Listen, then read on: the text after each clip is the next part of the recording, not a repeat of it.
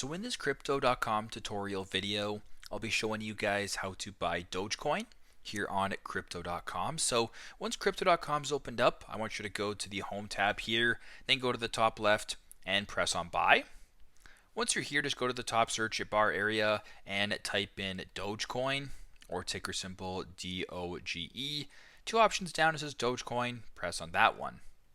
So once you have Dogecoin selected, you can go to the top here and actually see how much Dogecoin would actually transfer to dollars. So in this case, 427 Dogecoin would be $138.24 Canadian. And if you want to proceed with the transaction, so this can be whatever amount, so if you want to do $50, for example, it'll show you the amount there. You can do a cash transaction or you can press on crypto. So if you wanted to buy Dogecoin with Bitcoin, for instance, you can do that. Or you can go to cash right here and use Apple Pay. You can use a credit card or a debit card.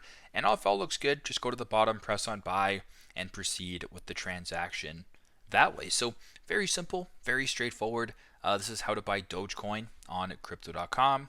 Thanks again for watching, and I hope this video helps.